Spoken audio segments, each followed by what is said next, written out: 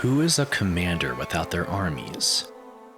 Where is a soldier if not with their brothers and sisters on the front line? What is a father and a husband without his family? They are no one. They are lost and alone. Sulyce is without and yet having plenty. He holds on to the warmth of memories, even now as he lays motionless and blind to his new surroundings. He feels a tingling sensation at the furthest extensions of his left hand. Moving all that he can, he grips the grains of sand that begin to spill out between his fingers. Slowly, feeling returns to his left arm, his shoulder, and his neck. All at once, the shooting pains of what he went through, being drowned and washed ashore, begin pulsating throughout his body, bringing him to the unbearable point of a scream, but he doesn't make a sound. For the world around him is unknown, and more so, he is surrounded by blackness as his eyesight continues to yield to exhaustion. His legs begin to move, his left knee finding purchase against the sand. Sulyce is able to prop himself up, but he continues to keep a low profile as he lies in wait for his vision to return.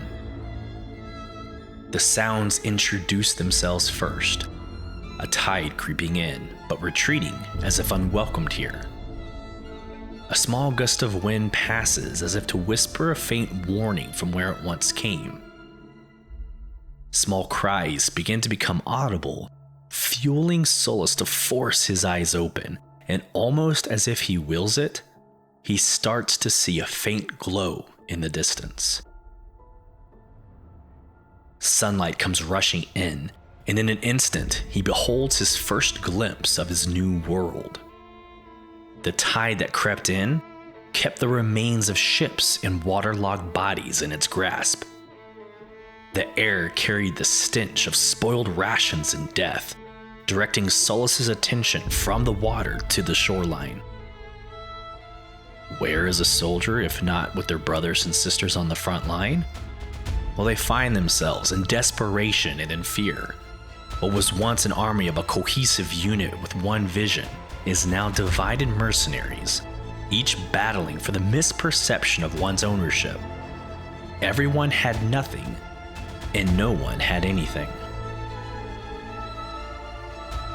Sulyce takes inventory of his immediate surroundings. Save his torn and ragged undergarments, he too is bare. Eluding him the most is the men and women he now saw are not of his own fleet.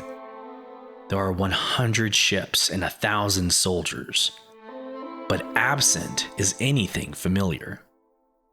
He stands and begins to make his way towards the first cry. A boy in his 20s with a broken leg. Sulyce rips off his shirt sleeve, grabs a piece of driftwood, and begins to fasten a splint. The second cry, a few hundred meters up the coastline. A girl in her 30s, losing blood from an open wound on an arm. Sulyce rips off his right shirt sleeve and ties a tourniquet to stop the bleeding.